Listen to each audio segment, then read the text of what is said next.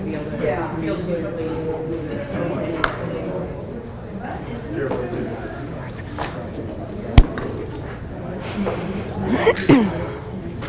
Good afternoon. Hope everybody enjoyed their lunch and is having a great time so far.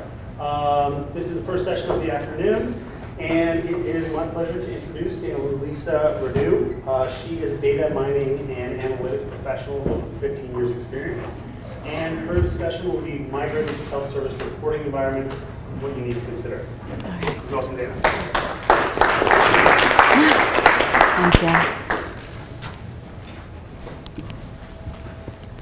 Thanks, Bodhi. Can everyone hear me? Yes? No? Better? Okay. Thank you for that introduction. I was honored to be asked to present today.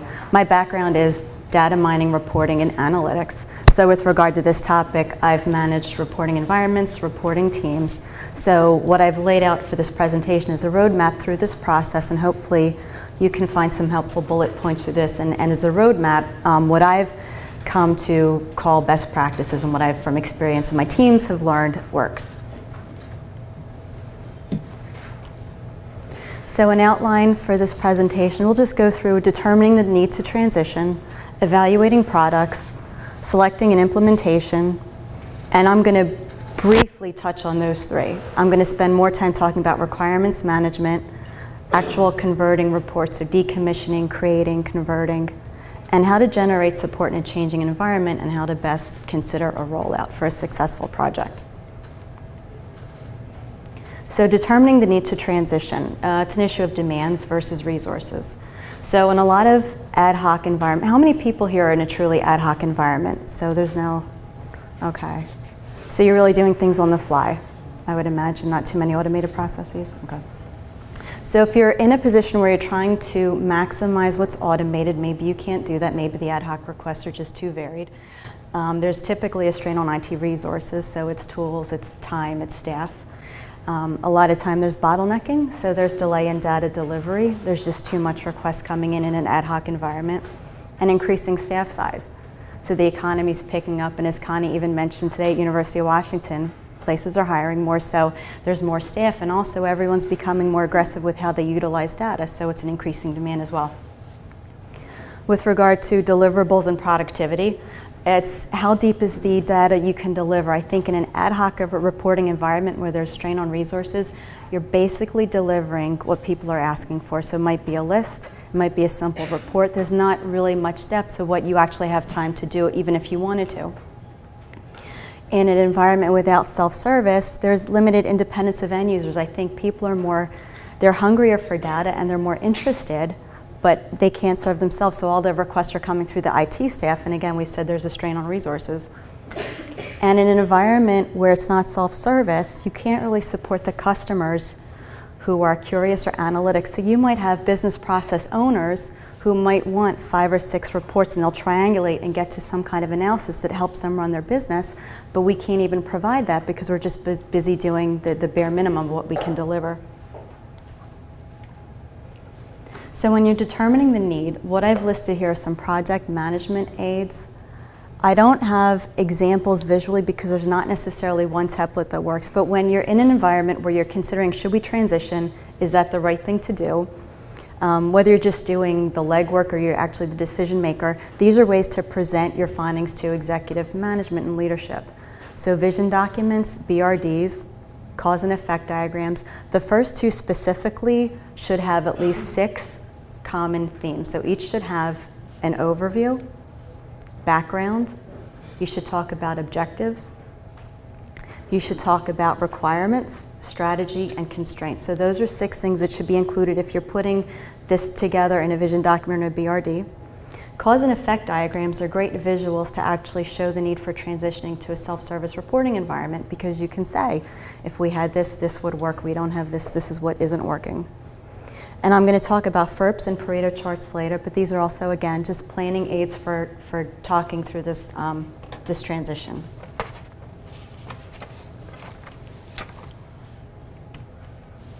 So evaluating products.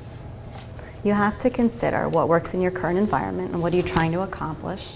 Compatibility, so you also want to consider what are any system changes you might be going through down the road, whether a database conversion or upgrade, so it all has to work together. Consider pricing, obviously, so purchase, implementation, maintenance, training, and upgrades. Scalability, accounting for future growth, so demand for data and analytics, staff size and throughput. Training specifically, so it's not just about training you're considering for the end users, but your IT staff. So perhaps you're looking at moving to an environment where the tool is new to the staff, or maybe people are just familiar with the staff and they need training. You might have 3 options for training to consider again. So it might be you send staff to an off-site class. You might have people from the software come on site and train your team. Or you have a third-party vendor come in and train the IT staff. And again, it's staff and end users. The planning aid that's relevant at this point is FERPS or FERPS Plus. Is anyone familiar with that? When you're looking at tools, it's a great way to evaluate, instead of apples and oranges, on one common scale. So when you're looking at tools, you want to consider functionality, usability, reliability, performance, and supportability. FERPS Plus is when you put this document together. The plus is just for any other comments if people put in the document. When you're looking to select and implement a product, you want to research current industry leaders. This is rather easy to do. But when you're connecting with client reps, you want good customer service, open lines of communication. It shouldn't just be about the sale. On-site demos and free trials. Consult to peers. So there are a lot of listservs. We can all ask one another what experiences we have. Companies will often offer to put you in touch with clients they have. But sometimes you want a more objective view. So it's worthwhile to do your own research and see who you can talk to who's implemented this kind of product. And while you're at this stage, it's very helpful to define internal roles. So another planning aid I didn't list here, it's RACI, R-A-C-I. When you're looking at this transition for internal roles, you want to consider who is responsible. So whether for the overall project, a task, or just a document. A is for accountability. So when you're looking at roles, who's accountable for what? C is for communication. Who through this process needs to be communicated with? And I is for informed, so who just needs to be kept in the loop. So a RACI chart through this process helps you define internal roles. It supports accountability and helps keep things on a timeline because people know what their roles are.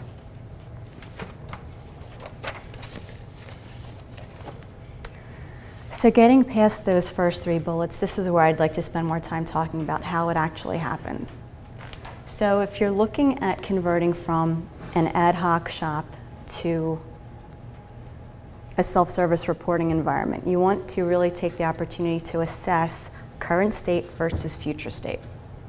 So what's your current reports landscape look like? What's the inventory? And then you want to assess that against your real needs, your future needs. And I say real because what you have now may not be what everyone needs. It's what works, or it's what's band-aided. So how do you assess current state? So what are you looking to move away from? If you have a tool that allows you to see a system log, that will tell you who's running what, when, how often, failure rate. If you don't have something like that, where's the brain trust, right? It's the report writing staff, it's the reports programmers, it's the data analysts. They know what's going on and what's being requested. And then you also want to evaluate your needs by function, not just business unit. So if you want to talk to, let's say, executive, what's executive summary reporting? Is there campaign? What's the high level rather than versus a business unit? Where's the data being delivered right now? So this is a list of columns that I build a reports inventory from. This to me would be the document that drives the transition process. So I'm going to talk through what these columns represent. When you put this together, again, these are column titles, and this is just from my experience. I've been through 4 conversions, so I can attest to why these are important, what works. It doesn't mean they're all necessary, and you might have things in your institution that you want to add to this. But the first 2, the conversion priority code and the GA code, I'll discuss them later, but they get filled in last. They happen to be at the top of the file in the first couple columns because they're going to be your most important go-tos. So when you're building this reports inventory, you're looking at your current landscape, so what's being delivered. So you want a line item, so if it's a report for annual giving. And give it a line number, because what happens is whether you create this document in Excel or Access or some kind of table, you need a line reference number because spreadsheets get converted and moved, and you always want to be able to reference back to a line item. So create that every time you make a line item entry. A report reference number. If this exists, maybe you have a report generator and it's report 151A. List that. A report name. The description and purpose, which probably may not exist on every report, but this is the time you want to invest in building this. Users and requesters, so who receives the data currently? The business function supported, so what process does the report serve? Department supported, so the departments that own that business process. And if you can, the next thing is frequency. If you can determine how often a report is currently run, whether it's cyclical, weekly, daily, annually, and or ad hoc, you want to know. How many instances in the last year? If you can evaluate, this is helpful also. The location of the report, so where does the report currently live? It could be in a shadow database, it could be in someone's desktop, it could be an Access table, it could be another homegrown reporting tool. The data sources, so where is the data sourced from? Output fields. This can be a tedious process, so no one's saying it's fun, but the point is this is going to become your report's Bible, so to speak. You want to list the output fields for every report that's currently delivered. So again, this is a time-consuming process, but you're creating that one-stop shop that's going to give you all your go-tos. Output format, so Excel, Word, PDF. Generated by, so who provides the report? Currently, is it end users? Is it IT staff? Is it management? Is it a production report? So is it something that's static that only changes perhaps with a date criteria? Are there parameters in this particular report, and what are they? List your group orders, your sort orders, and at the bottom, data freshness, so latency. What ideally does it need to be? Is it up to the minute data? Is it D-1? Maybe you're in a reporting environment where your reporting tables are updated weekly. But this particular field should be what you need it to be, not what it currently is.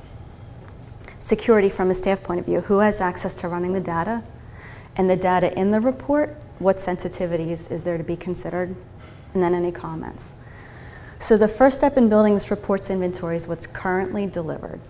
What you also want to do is take the time to list on this spreadsheet any ad hocs. So sometimes your ad hocs don't have a report number. They may not have a name. It's just what's asked for. So you want to represent everything in your current reporting needs in this document.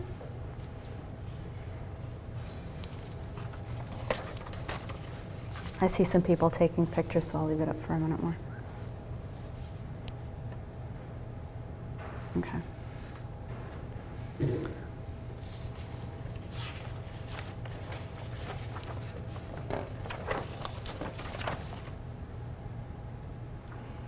So future state, so you want to assess your true needs.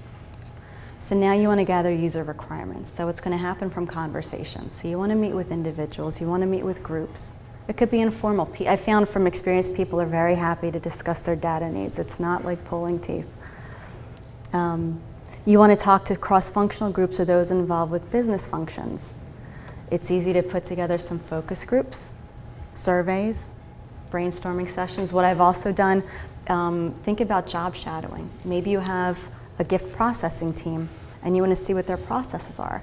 And as the data expert, you sitting there, you might have more insight than they may know what to ask for. So you watching someone do their job, whether or not it makes someone nervous, it shouldn't. You're there to help, but you can glean what might better help them than they know how to communicate. The other win-win for this part is when you talk to other people, you're creating a support network, and these people will feel vested in this process. So through this transition, these will hopefully become your brand champions as you get closer to the final stage.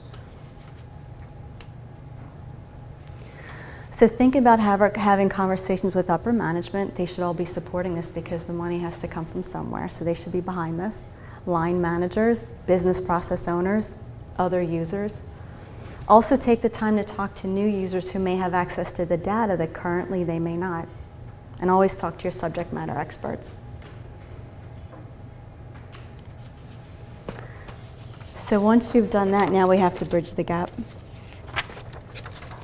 So going from current state to future state, what you want when you have that reports inventory document, You want to take a look, and it might be easy if you have 50 reports, but you might have 200, you might have 800, you might have 1,200 reports. But once you have, and I'll go back to that, this spreadsheet, you're going to take a look at everything, and then decide what exists currently and what needs to be converted. Also take a look at what exists and can be decommissioned.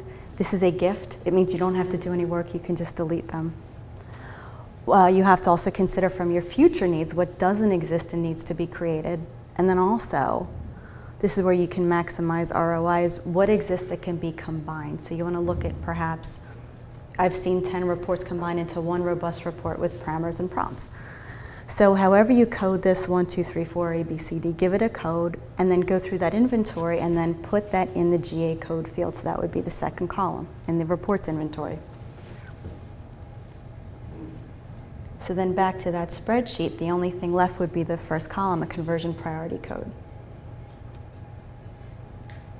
So then how do you assess the order in which to do this? You want to think about frequency. Just take a look in urgency. You also want to consider who needs the data. If it's your VP, that might give it a little more importance in some cases. So you want to consider that. Look at the GA code now, right? So the code you just filled in, what's the status of those reports? We want to take this time to maximize your conversion percentage. So how many ad hoc reports can be combined to become automated production reports or prompted reports? And a planning aid for deciding what you're going to do first is a Pareto chart. So this follows the 80-20 rule, and basically it states if you convert the right 20% of your reports, it addresses 80% of your need. I would argue from experience it's the right 10%. So take the time to make the right plan, because when you convert the right reports, you're going to be satisfying a good portion of the need. But then the question is, do you take the time to convert, let's say, 8 reports into one robust report with parameters and prompts? That's going to take a lot of time because there's a lot of testing. So maybe instead of taking the time to invest in that, you go for the quick win. So you take the simplest report, get it out there, test it, verify it, publish it, and then use that as a template. So the way you're going to prioritize this really depends on you, your needs, your organization, and your comfort zone. When you've started building the reports, here's a checklist for what needs to, I would think, for what you'd want in all the reports. So branding, is there a logo, is there a color scheme? Maybe you want headers and footers, page number, date stamp, data as of date. You want to check your format, Excel, Word, PDF. Always check your print view. You don't want someone else saying it doesn't print properly, so that's what we need to keep track of. Your groups and your sort order, your spacing, your sums and other calculations. So do they appear on the reports? Are they the right calculations? You want to take the time to look at parameters and prompts. Not only do they display, but do they function? Do they pass through? Look at your output options and check the exported versions. This has happened where if you don't check, you don't want the person going to an exported file and it's empty. I would rather me find that out than someone tell me. And verifying your data. So in a new system, you want to make sure the data is right. And there are several ways to do that. You can check against current report versions. You can just go to the database and check records. You can also go to raw data. Getting raw data and summing up or deleting what's not needed. Using raw data is, in my experience, the best way to verify what a report should be saying, because that becomes the benchmark. Rather than, how many of us have been in environments where you have 3 different reports and they all say the different things, so which one is right? So you always want to verify against something else.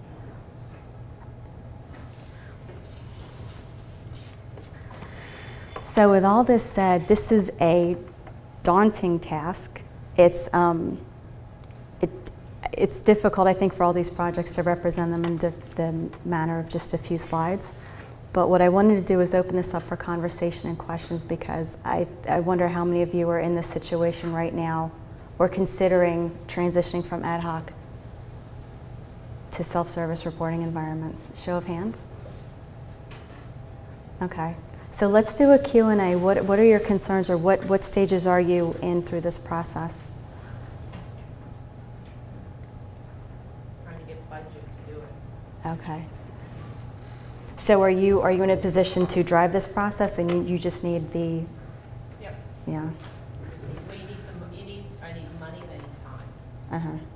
So it's freeing up enough both to do it. And so do you have the support of upper management? Well, I'm at a Canadian university. We've been going through 5 years and 3% budget cuts a year. So there's nothing left except for you can put in a sort of extraordinary request. Mm-hmm. So the biggest thing you'd have to do is you'd have to say, compared to all the rest of the university priorities, this is more important than all the others in order to get the budget to do it. So but I think that at some point in time you get, and not that we're doing a horrible job, at some point in time you get really left behind. Mm-hmm. It's hard to catch back up again. Right. And everyone else can relate to that to some degree? What other issues are there with anyone transitioning? How do you handle who, like in a self-reporting environment, what data you have access to? Control and access, in a more ad hoc, you have control of what you're giving them, but creating a report that's able to be run by them, how do you make sure that They're doing it the right way? That they only see the data that they can see? Okay, so that's a security issue. I thought you were asking, how do you train people to know how to pull the right data? You're just... That's a good question, too. Yeah, I would think, well, the security issue is, I haven't handled that, but that's just a security setting. And it depends on the tool. You can do that at a folder level or an individual level. I don't know how that's necessarily managed. But as far as the fear of when it's an ad hoc shop and you have control over what people have and what they see and how it's delivered, and your sums are correct and your statistics are correct and your roll-up analyses are right. How do you train people? So it's a matter of, I would say, getting people familiar with what data is out there. So actually, if you think about, if you have parameterized reports with prompts, in an ad hoc shop, if people don't even see the lookup values, they may not be aware of what other business processes there are. So in a sense, when people just see lookup values, that's a way for them to learn more about the business in other areas, but you really have to train them so they know what they're pulling and they know what to do with what they're pulling. So that's an issue of training. So that's an investment in time and resource as well. So the question is, do you do that internally? Do you have other teams do that? I've managed 2 training shops, so we've done that internally the whole time. But that's again, getting buy-in and having people take the time, because also, when you go to a self-service reporting environment, everyone is busy, and that may not be everyone's priority. So it's also a matter of enforcing it, and maybe you want to consider you don't get access until you go to the training. But it's really about having people understand, to your point, what they're doing and what they're pulling. Right. Yeah, I think for me, it's really just a matter of tools. Mm-hmm. The CRM that we're using sort of is inadequate for self-service reporting. So can you give any suggestions in order to start looking for what tools to consider for self-service reporting? Specific products? Yeah. I have experience with Crystal Reports, IBM Cognos most recently, before Business Objects and SAS. I think it depends on a matter of how many users you have, what the data structure is. I think some tools are easier to learn and get your team onboarded than others, but I don't know. We can have an offline conversation about that. But those are the tools I've managed as far as in self-service reporting environment. Really, for us, it's just a technical hurdle. Yeah. So the people I work with don't have much background in database, so I can't sort of tell them to go, pull this SQL query and that SQL query. So is that? So I'm really looking for something that's got the UI polish. Is that an IT staff or? That'd be like fundraising. Fundraising. Yeah. Okay. And executive staff. Is there an IT staff in your shop? Looking at it. Oh, okay. Strain on resources. Yeah. Right. Okay. And in a sense, then maybe a self-service reporting environment, regardless of the tool, is actually good, because if you just build those reports with prompts and parameters, it would actually make them more independent. Because I don't know, how big is your shop altogether? It's about 50 people and 50 employees. And you're the one IT person? That's right. That's hard. I empathize. And I've got help, but it's sort of, yeah. So how do you manage all the requests? One at a time. one at a time. Yeah, we do the best we can. Exactly. Go ahead. Sure. That? Okay. Yeah. So how do you get past some of the hurdles with parameters and prompts on reports? Because a lot of times they want all these parameters or all these prompts that actually slow you down. Right. What I would suggest is it's not a, well, they'd say a silver bullet or one size fits all. I think it's a matter of perhaps breaking it down. So for those of us in an advancement setting, maybe you want to think of a folder structure. So maybe you want to build the reports by theme or bucket, so a giving report, a plan giving report, a management report. So they're similar in nature, but then there's a choice of 5 or 10 or 50 reports within that, because I've also seen where there was a tool built to try and it basically replicates the rawest data dump. You can't have all the parameters satisfying everything in a report, so that's not practical. And it's just a matter of us communicating that to our end users. So does that answer your question? Well, most of our problem is on the IT side, they want to build one report instead of having to maintain stage.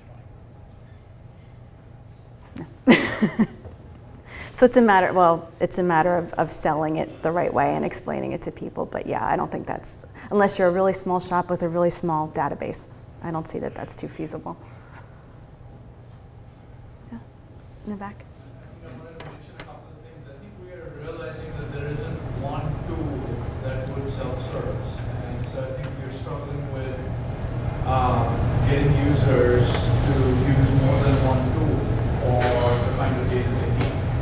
And particularly our annual giving program and their requests for information, which is not a standard report, but it is those segments of data that they use for their needs. I was wondering if you had any guidance on how we should deal with annual giving specifically versus the rest of the development staff that fall into different. Right.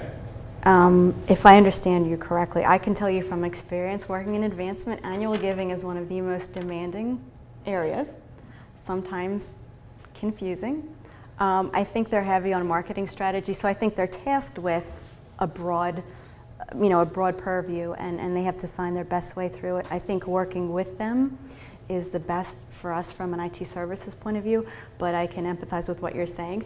I think the best way to actually help an annual giving program is, and maybe you've done this, you probably have, is to sit with them and understand their goals. And a lot of times what I've also found is they don't necessarily have that enumerated. So it's also sparking their thought process. But once they have, maybe they have certain goals that they can explain to us, and then we can say, all right, this is what we can do to help you achieve that. Does that address sort of what you were saying? Yeah, some of it.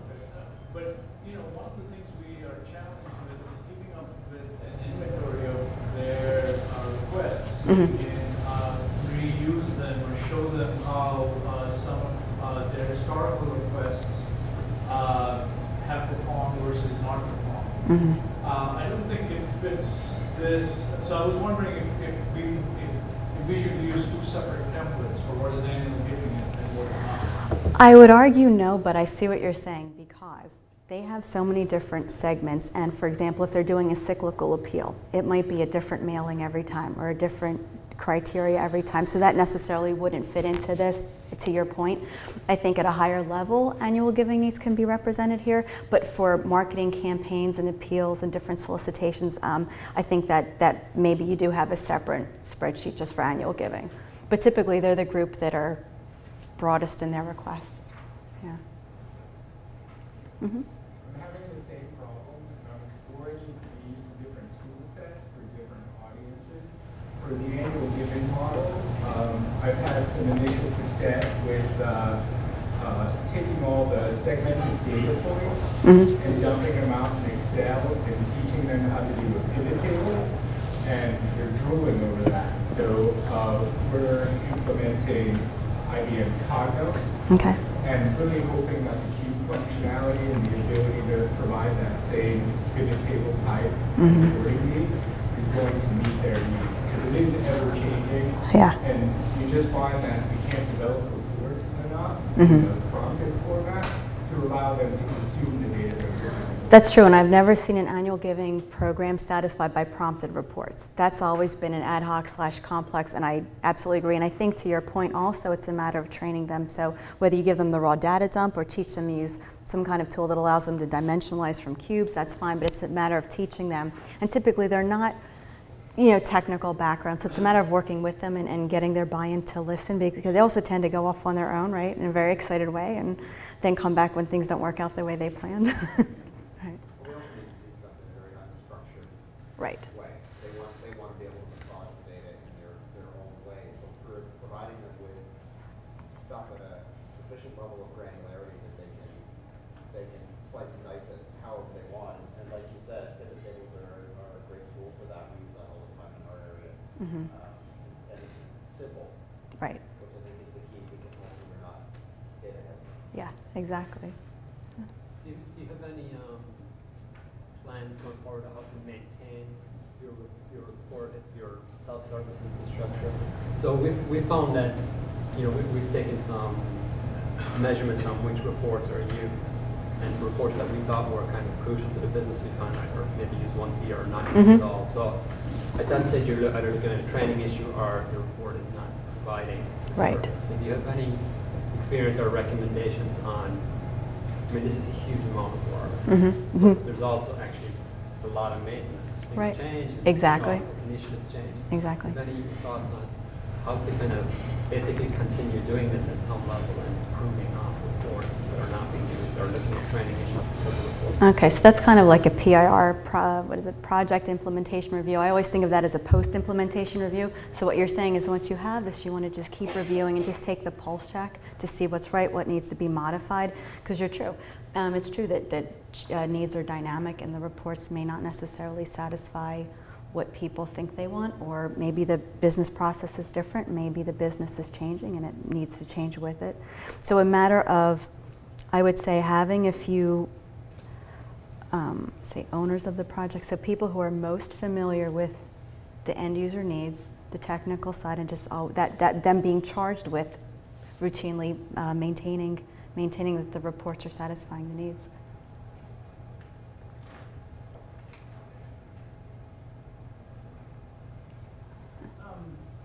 From the implementation that we've had, what do you think would be the pitfalls from a build versus buy approach? Build versus buy? I lean towards buy. I've been in build scenarios, and actually when we were talking, and I said to you that I've seen it where it was attempted to have one thing satisfy all needs. That was a build. I think buying is better because honestly, regardless of, let's say, scope or budget, you can find smaller tools that you can buy that can satisfy these needs. I mean, honestly, Crystal, from my experience, is a great example of something reasonably priced that has great delivery. So I think it depends on your shop, and I don't mean to sound vague, but I can see the proponents of buying versus building.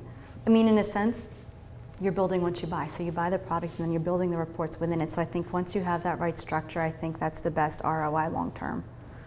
Because also if you build something in-house, it's a legacy issue. So what happens if those people leave? What happens if the database changes, the warehouse or whatever compatibility isn't maintainable or scalable going forward? So my experience has been better to buy. Just to comment on the build versus buy, I'm kind of going through that now. We have Cognos, we have a data warehouse, we have Crystal reports, we have application reporting, and so we bought a lot of this stuff, and it's all useful for certain segments or for certain questions or for certain tasks, maybe for annual giving, maybe not. And so now we're considering, do we want to kind of take the build approach, if we bought everything, and everything kind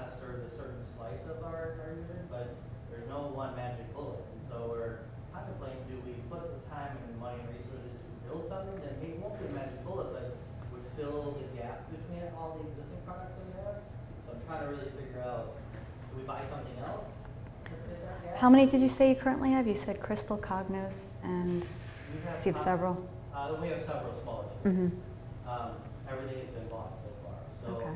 but nothing is satisfying all of our users, or even a majority of users. Can you, is there a way, that's an interesting point, that you could define or categorize what's not being addressed by those tools? I'm curious.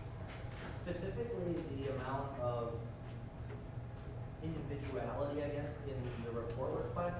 Like for annual giving, there's so much segmentation, there's so much categorization that goes on that in a BI environment, you just can't have all of that. The amount of resources would be just astronomical to provide everything that they need in a BI environment. And Crystal is a prompted environment that kind of relies on that as well. So it's just the nature that sometimes people need to look at something just a little bit differently. Absolutely. And some of these structured tools, just to look at it a little bit differently, would require a ton of resources to be able to do that. So to your point, I agree 1,000%, and maybe I should have said this. I've never seen a tool deployed that satisfies everyone's needs. So you're 1,000% correct, and we all know it, we all feel it, right?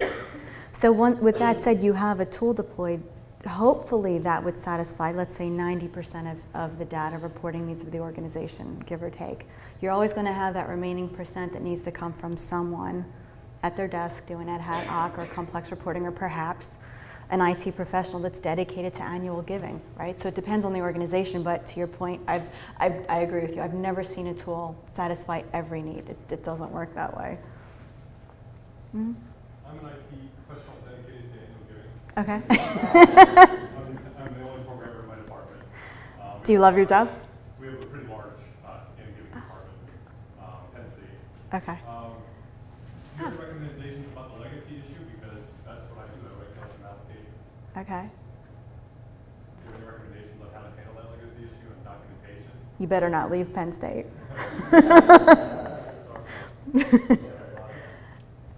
No, I mean, that to your credit, that's fantastic. I've seen that. But like I said, if you're not there and people don't understand it, or something happens, or the systems change, you're the brain trust, and then what happens? So I'm sure it works fine, but it's a matter of then planning what would people do without you.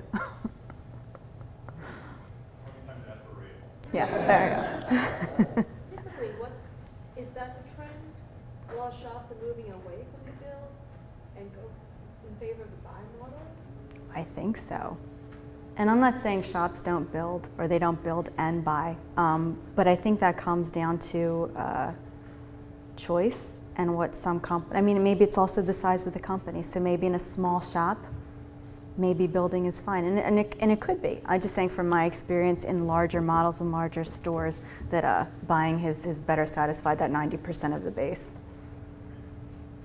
Can you give us a little context then when you're referring to some of the examples that you're providing as far as the size of teams that you work with, or the size of shops? Sure. I worked at the University of Pennsylvania, and then most recently Michigan State. So let's say both were very similar with size. So let's say the overall advancement staff size was 350. So between 250 and 350. So that was that. The IT teams, as far as let's say services, 50. So we're talking about 200 to 300 developments or non-services advancement staff who are requesting data. But then, it's not just about that. So I've supported users who are upper management, right? University leadership, so teams outside, so university relations or marketing. So it's not even just supporting the data needs of just advancement, it's the people that advancement also works with outside of. If that gives an idea of scope. And the amounts of reports I've worked in shops where we do 2,000 ad hocs a year, ad hocs. And it's not all necessary, but it happens. I've managed report libraries of 1,000 reports, and I don't think that's atypical with some of our organizations. So if that gives you an idea of the size. And I've worked with small teams and large teams.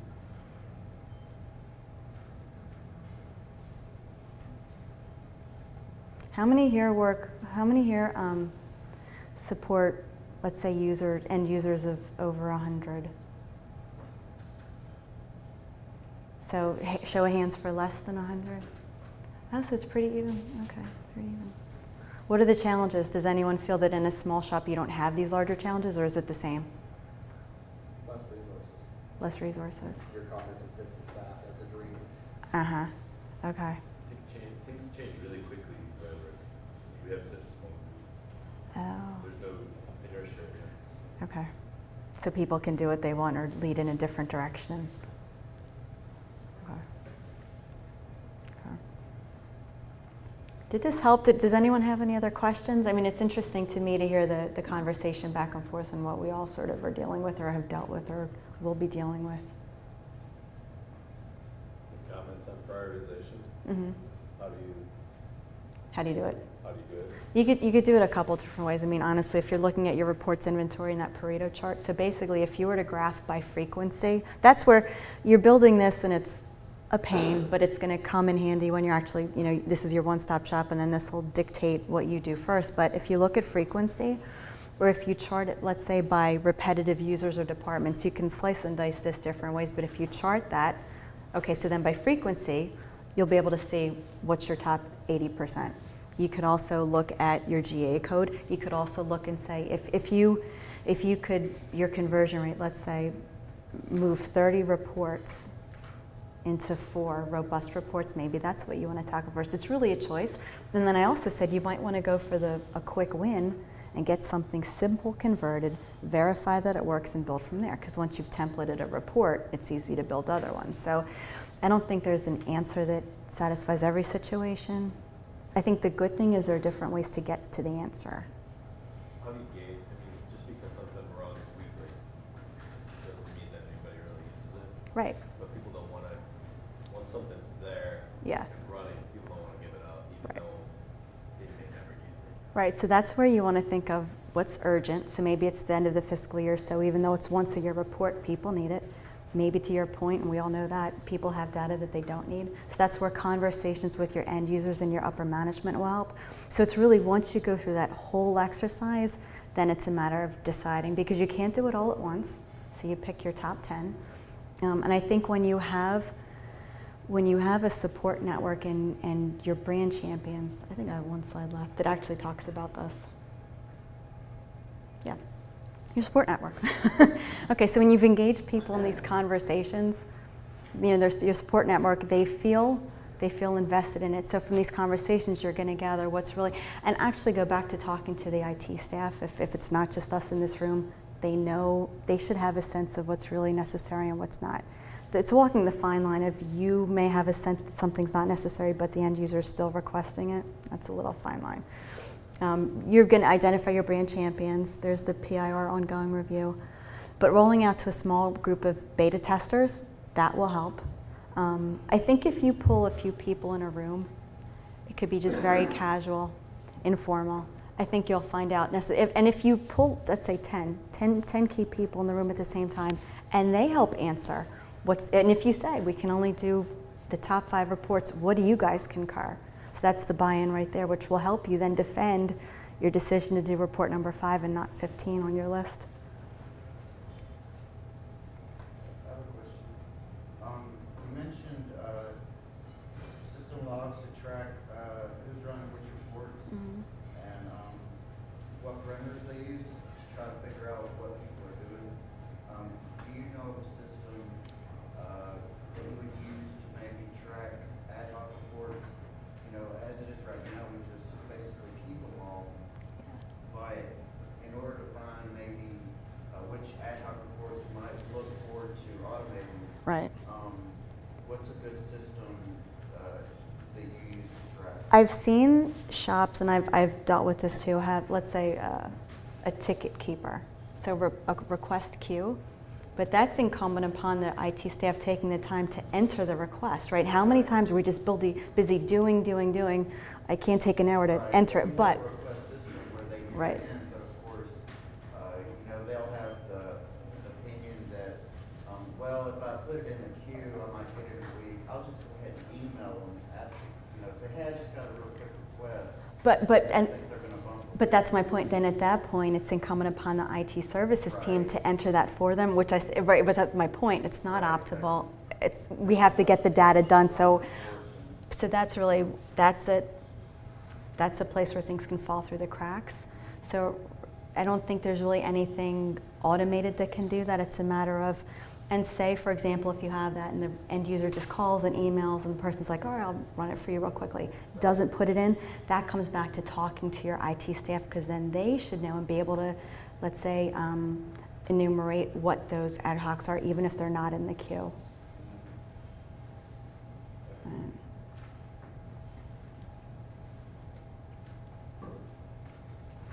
Anybody else? If not, I guess we can adjourn. Okay, thank you.